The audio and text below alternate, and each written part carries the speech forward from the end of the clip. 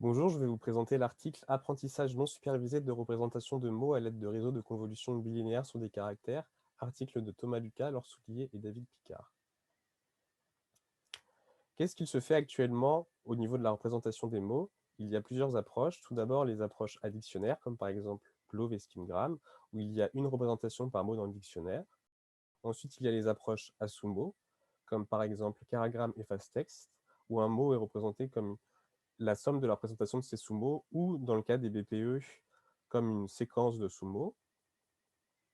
Il y a des approches basées sur les caractères, où on effectue des convolutions indées directement sur un signal basé caractère. Et enfin, il y a des approches contextualisées, c'est-à-dire qu'un mot a une représentation qui dépend de son contexte, les précédentes méthodes étant des approches non contextualisées, c'est-à-dire qu'un mot n'a qu'une seule représentation, quel que soit le contexte dans lequel il apparaît. Toutes ces méthodes présentent des inconvénients. Pour les méthodes addictionnaires, les mots inconnus ont une unique représentation. Par ailleurs, ces méthodes nécessitent une étape de décodage qui est coûteuse alors que le décodeur est inusité après l'entraînement. Enfin, pour les méthodes contextualisées, un mot ne peut pas avoir de représentation sans son contexte. Pour résoudre ces problèmes, nous avons décidé de proposer un encodeur de mots convolutif avec des produits bilinéaires. L'idée est d'utiliser deux logiques, la logique OU pour encoder des options de motifs, comme par exemple il y a un A ou un I à la position P à l'aide de convolution AD. Et nous avons aussi décidé d'ajouter une logique E à l'aide de blocs de pooling bilinéaire calculés sur un voisinage de caractères. Pour cela, nous apprenons une projection qui code pour le motif de cooccurrence. Nous avons deux blocs de produits bilinéaires. Le premier bloc qui sert à détecter des motifs de caractères qui forment les préfixes, suffixes, racines étymologiques. Et le deuxième bloc qui sert à détecter des associations des précédents motifs, et ce, afin de pouvoir avoir une représentation des mots qui combinent les différentes portions du mot. Au niveau de l'entraînement, nous reformulons l'hypothèse de distribution comme une fonction d'apprentissage de métrique. L'idée est de rapprocher les mots qui sont dans la même phrase pour que les mots qui apparaissent dans un contexte similaire soient proches également dans l'espace de représentation par transitivité.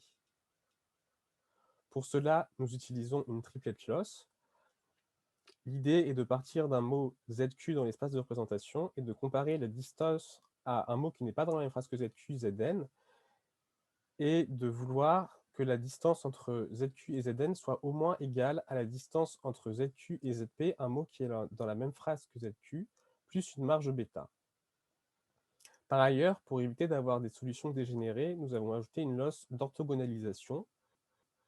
Ainsi, la loss totale est décrite ci-compte, la première partie correspondant à la triplet loss, la deuxième partie correspondant à la loss d'orthogonalisation avec le coefficient d'orthogonalisation gamma à ajuster.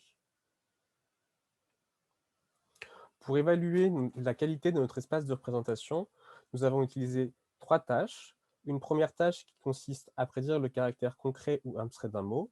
Une seconde tâche qui consiste à prédire le score de similarité entre une paire de mots.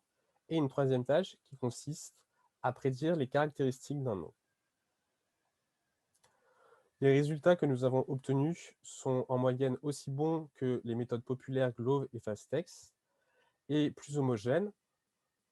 En effet, là où Fasttext est très fort en concrétude et en prédiction de caractéristiques, mais moins bon en similarité, et où Glove est très bon en similarité, mais moins bon en concrétude et en prédiction de caractéristiques, nous avons des scores qui sont proches de ces deux méthodes dans toutes ces tâches, sauf en prédiction de caractéristiques, où nous sommes entre les deux méthodes. Pour conclure, notre modèle est aussi efficace que des encodeurs populaires comme Glove et Fasttext, avec des scores plus homogènes sur les trois tests, ce qui constitue un avantage. Merci de votre attention.